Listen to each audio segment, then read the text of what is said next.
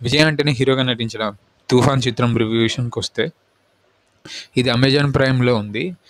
విజయ్ ఆంటనీ 'బిచ్చగాడు' తర్వాత మనకి చాలా దగ్గరయ్యారు. ఆ తర్వాత 'బేతాళుడు' కొన్ని సినిమాలతోటి తెలుగు ప్రేక్షకుల్ని కొంతవరకు ఎంగేజ్ చేశారు. తర్వాత కొంచెం వరుసగా ఫ్లాపులు ఇచ్చుకుంటూ వచ్చారు.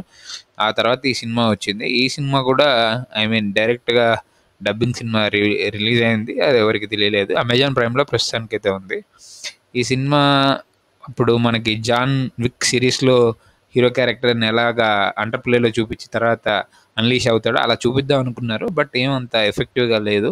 కథ బ్యాక్‌డ్రాప్ గూడా అలాగే ఉంది. ఎవరినో చంపి దాక్కున్నట్టు. 'జాన్ విక్' కుక్కకేదో జరిగితే తను రివర్స్ అవుతాడుగా.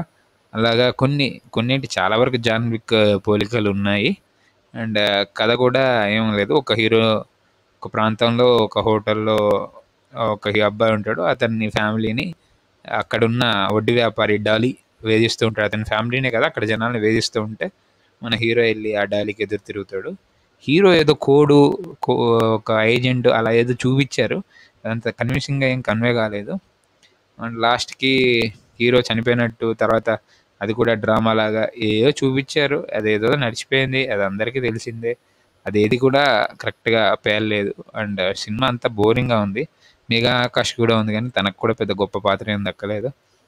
ఇది బోర్ కొట్టి అమెజాన్ ప్రైమ్‌లో ఏదైనా చూద్దామని ఇది పెడితే ఈ సినిమా కూడా బోరే కొట్టుద్ది. ఫార్వర్డ్ చేసుకుంటూ పోవడమో, లేకపోతే అక్కడక్కడ చూడడమో చేయొచ్చు గానీ, ఫుల్ ఫ్లెడ్జ్డ్‌గా ఎంగేజింగ్‌గా అయితే లేదు. విజయ్ ఆంటనీ డిఫరెంట్ కథలనే తీసుకుంటున్నారు గానీ, అప్పుడు అంత పకడ్బందీ స్క్రీన్ ప్లే అయితే చూడటం లేదు. ఈ సినిమా కూడా యావరేజ్‌గానే ఉంది.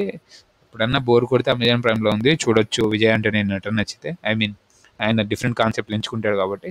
ఆయన నటన మనకు తెలిసిందే ఎప్పుడూ అండర్ ప్లేనే చేస్తూ ఉంటాడు. Over the board ఎళ్ళకుండా.